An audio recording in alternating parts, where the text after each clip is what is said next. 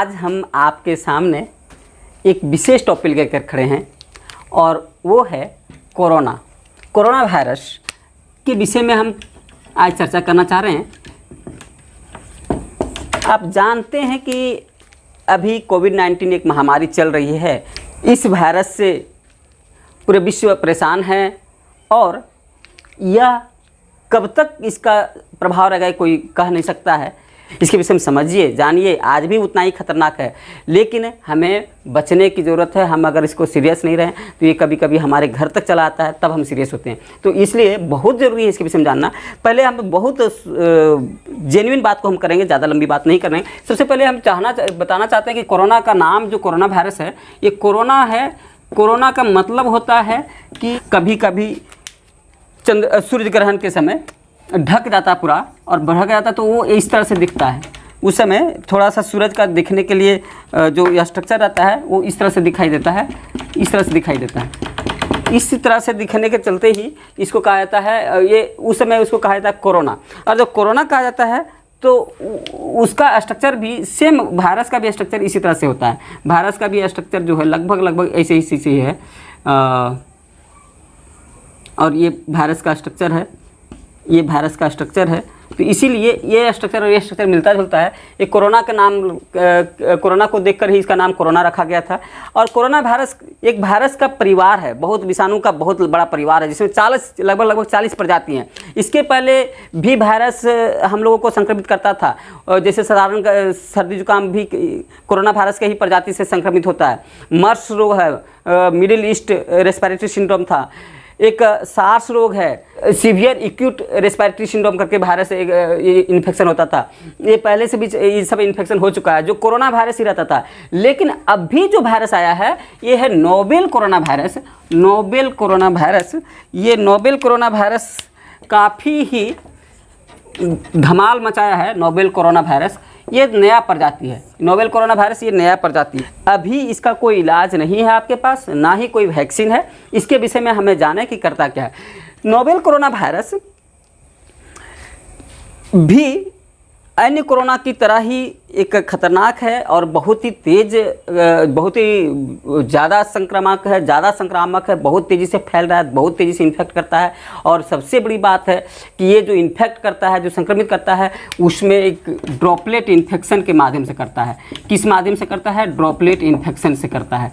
ये droplet infection क्या होता है कि जैसे ही हम खांसते या छींकते हैं तो छोटे छोटे सूक्ष्म बूंद के रूप में वायरस बाहर निकलते हैं, आसपास हवा में फैल जाते हैं या सामने वाले व्यक्ति में फैल जाता है। ये तो उसके सांस के माध्यम से चला जाता है, मुंह के माध्यम से चला जाता है, या फिर किसी वस्तु पर पड़ा रहता है तो उस वस्तु पर को छूने से भी हो जाता है। इस तरह से इसका फैलने का जो मेन कारण है वो ड्रॉपलेट इन्फेक्शन है या वस्तु को छूने वगैरह से होता है।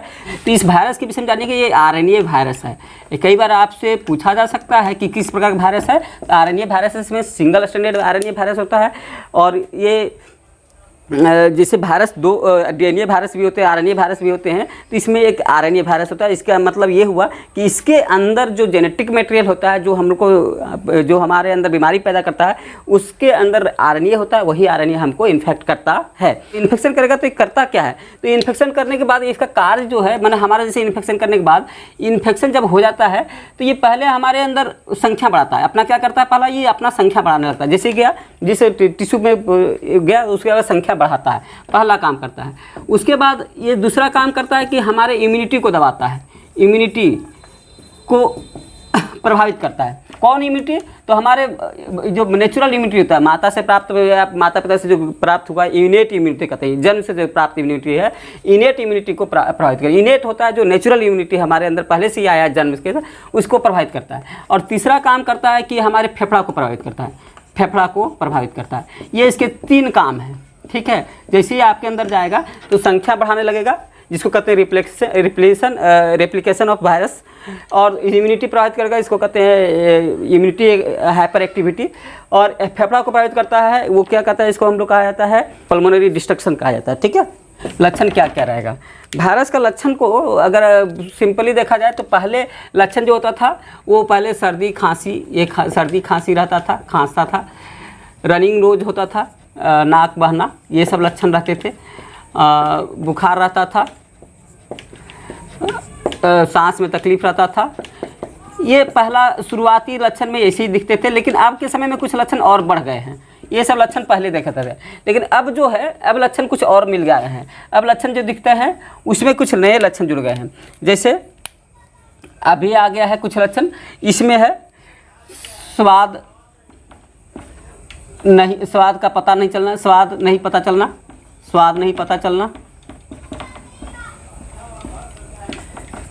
गंध नहीं पता चलना, माथा दर्द,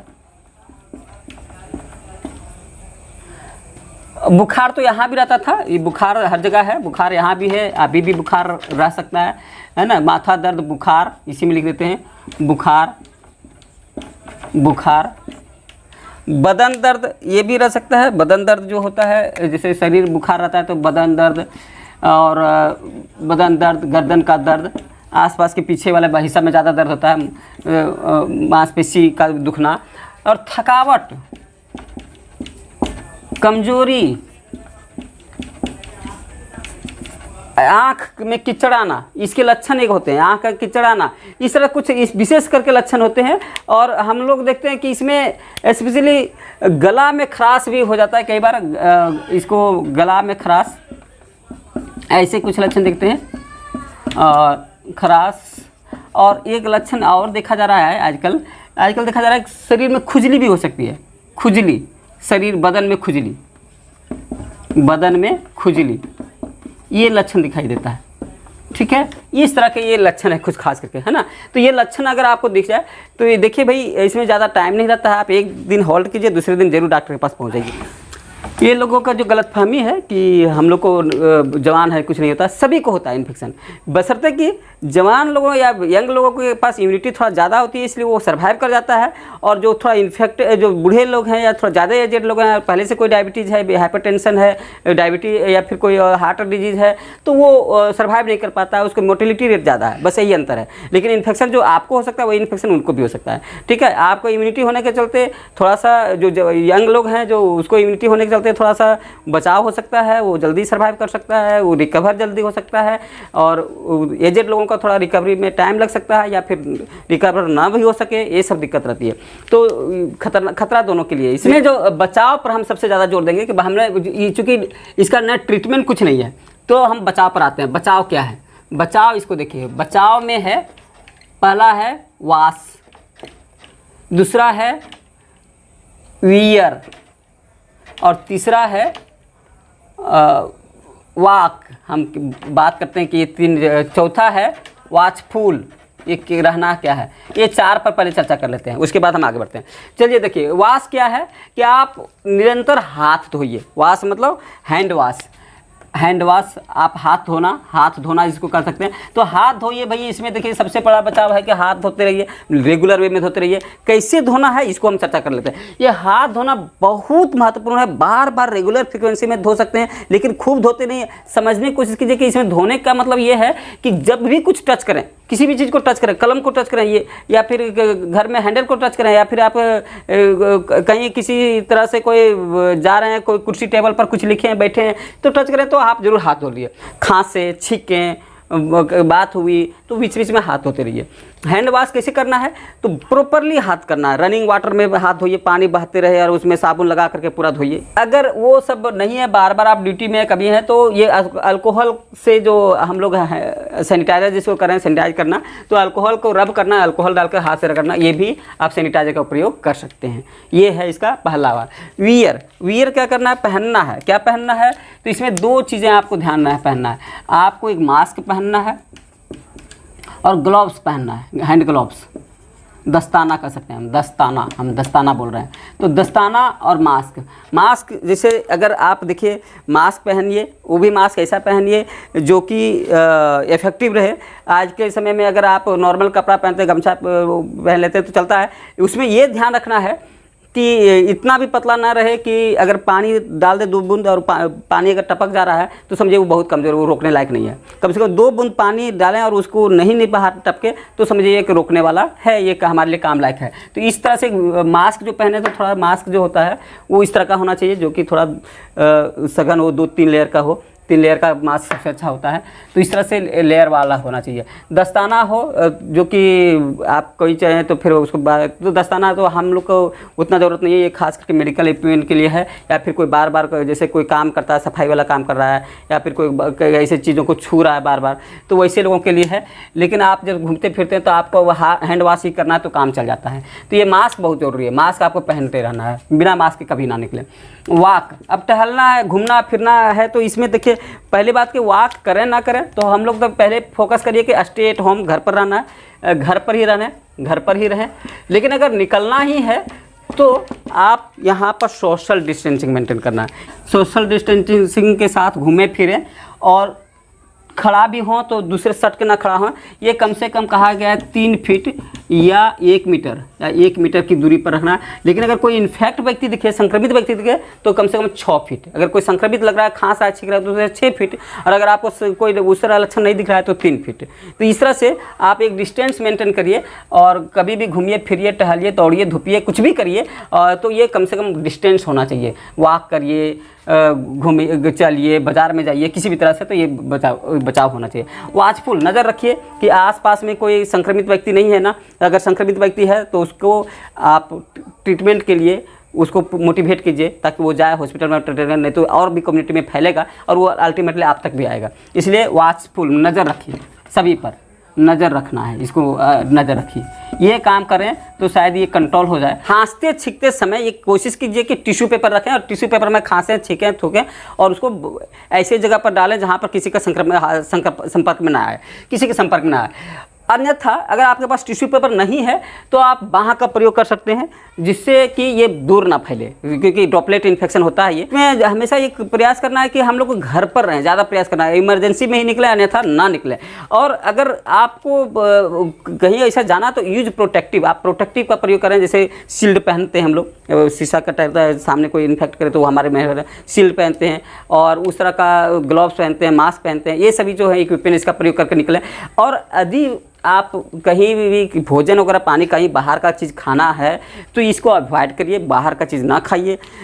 अगर घर पर आप कुछ लाते हैं तो देखिए कि ऐसा चीज़, जैसे मांस, आजकल मांस मछली वगैरह लाते समय उसमें कोई नुकसान नहीं, मांस मछली से आपको नहीं फैलेगा, लेकिन उसके जो व्यक्ति जो हैंडल कर रहे हैं, जो उसको दे रहे हैं दुकानदार, उसके चाकू संक्रमित होने से, उसका हाथ संक्रमित होने से, उसका कपड़ा जो उपयोग कर रहा है उसका संक्रमित होने से उस मांस में आ जाएगा, फिर उससे आपका संक्रमण लग सकता है। इसीलिए ऐसा बाहरी व्यक्ति से इस तरह का चीज़ लेना भी एक संक्रमण कारण हो सकता है। उसके जो इक्विपमेंट्स रहेंगे, जिसके जो औजार रहते हैं काटने पाटने वाला, उससे संक्रमण फैल सकता है। तो घर पर भी आप देखें कि घर का जो हैंडल्स है, दरवाज़ा का हैंडल्स है, टेबल है, कुर्सी है, उसको पोंछवाते रहें, उसको स्वाइप करते रहें, हमेशा अल्कोहल वगैरह से स्वाइप करते हैं। मोबाइल है, कलम है, किताब है, इसको आप अल्कोहल से स्वाइप करें, पोंछें, कपड़ा भिगा करके स्प्रे करके पोंछें। सोडियम हाइपोक्लोराइड है, सोडियम हाइपोक्लोराइड के माध्यम से उसको हम लोग सैनिटाइज कर सकते हैं। इसको हल्के में कभी ना लें, हल्के में कभी ना लें, ठीक है।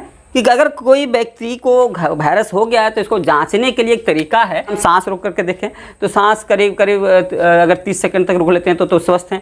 और अगर नहीं रोक पाते हैं तो एक दूसरा तरीका है उस तरह से कि 6 मिनट तक आप टहल कर देखें, सिंपल 6 मिनट टहलें, उसके बाद बैठ जाएँ। और बैठने के बाद आपको अगर सांस फूलता है तो समझिए कि कुछ कारण है, तो आपको डॉक्टर के पास जाना चाहिए। अगर 6 मिनट टहलने के बाद अगर बैठते हैं और कोई दिक्कत नहीं है आपको, तो समझिएगा हम ठीक हैं, स्वस्थ हैं। तो एक इसका जांचने का एक तरीका है ये भी। और नहीं तो फिर आप जांच, अगर कोई लक्षण इस तरह से दिखता है तो आप जांच करा सकते हैं, वो तो अलग बात है। लेकिन घर बैठे आप अगर आप अपने आप को देखना चाहते हैं तो ये एक मेथड है, इसको जिस माध्यम से हम लोग देखते हैं। अब अंत में हम बात कर लेते हैं इलाज का। इलाज क्या है भाई, इलाज क्या है?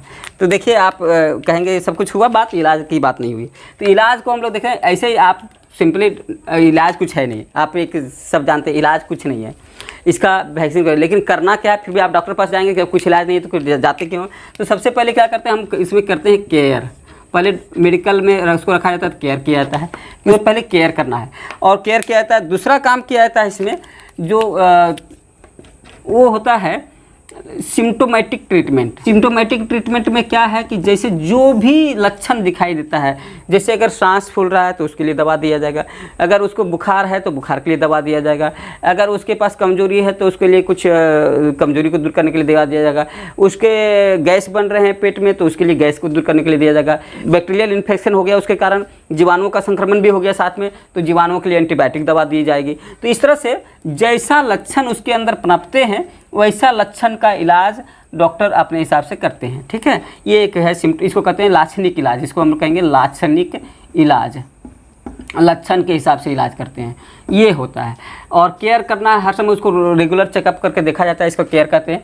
केयर इसको लास्ट में कहेंगे सपोर्टिव केयर। अगर मान लिया कि अब ज़रूरत पड़ा तो ये था कि ऐसे ही धीरे धीरे अगर ये आप करते तो बहुत लोगों का इतना से ही वो वायरस अपने आप ख़त्म हो जाता है और वो समाप्त हो जाता है, उसके बाद व्यक्ति स्वस्थ हो जाता है। लेकिन कई बार स्थिति उसके बिगड़ने लगती है, तो वैसी स्थिति जब बिगड़ने लगती है तब हमको सपोर्टिव केयर देने की ज़रूरत पड़ता है। जैसे कभी कभी उसको ऑक्सीजन सिलेंडर लगाने की ज़रूरत पड़ जाए, ठीक है, तो इस तरह से। और कभी निमोनिया हो गया तो उसके निमोनिया का तुरंत कोई और भी जो उसके सपोर्ट में क्या लगाया सकते हो, इनहेलर देना पड़ता है, बाहर से ऑक्सीजन देना पड़ता है, तो इस तरह से कुछ करना पड़ता है, जिसको हम लोग कहते हैं सपोर्टिव केयर, यानी सपोर्ट करने के लिए, उसको लाइफ को जीने के लिए या उसके बचाने के लिए जो सपोर्ट देना पड़ता है उसको कहते हैं सपोर्टिव केयर। इस तरह से ये इसका इलाज किया जाता है। लेकिन इनफैक्ट क्या है इसका, इनफैक्ट हम लास्ट में कहेंगे कि नो ट्रीटमेंट, कोई ट्रीटमेंट नहीं है, ठीक है, और नो वैक्सीन, इसका वैक्सीन भी नहीं है, अभी कोई वैक्सीन भी नहीं है ना। तो ये अल्टीमेटली आपको ये ध्यान रखना कि कुछ नहीं है, ना ट्रीटमेंट है ना वैक्सीन है, ये सब केवल इसका केयर है, तीनों केयर है। ठीक है, हम जो लास्ट में ये कहेंगे कि अब क्या होता है कि हमारे अंदर कई बार भ्रांतियाँ भी हो जाती है कि एक बार हो जाएगा उसके बाद जो ठीक हो गया उसको नहीं हो सकता है। तो ये लास्ट में हम ये बताना चाहेंगे कि ये जो होता है कई बार देखा जाता है कि इसके अंदर जिसको बीमारी हो चुकी है उसके अंदर किसी में एंटीबॉडी बन जाता है और किसी में एंटीबॉडी नहीं बनता है। तो एंटीबॉडी टेस्ट भी हम लोग करते हैं, तो किसी में एंटीबॉडी टेस्ट नेगेटिव आता है और किसी में एंटीबॉडी टेस्ट पॉजिटिव भी आ सकता है, क्योंकि कई लोगों में ये एंटीबॉडी जो हमारे अंदर बन जाते हैं तो एंटीबॉडी पॉजिटिव आ गया, वायरस ठीक हो गया और एंटीबॉडी नेगेटिव आया। इसका मतलब क्या हुआ, वायरस आया लेकिन हमारा शरीर एंटीबॉडी बना नहीं पाया, तो कई बार एंटीबॉडी नेगेटिव हो जाएगा, और कभी कभी वायरस आया और एंटीबॉडी बन गया तो एंटीबॉडी पॉजिटिव आता है। तो इसलिए आप एक चीज़ जानें यहाँ पर कि ये ज़रूरी नहीं है कि आप बीमार एक बार पड़ के ठीक हो गए हैं तो दूसरा बार बीमार नहीं पड़ेंगे, ऐसी बात अभी नहीं है, क्योंकि किसी में ये एंटीबॉडी बनता है और किसी में एंटीबॉडी नहीं बनता है। इसलिए जब एक बार बीमार पड़ता है तो गारंटी रूप से नहीं कह सकते कि दूसरा बार बीमार नहीं पड़ेगा, 6 महीना साल भर नहीं पड़ेगा, ऐसे की बात नहीं है। इसमें एक होता है वायरल टॉक्सेमिया।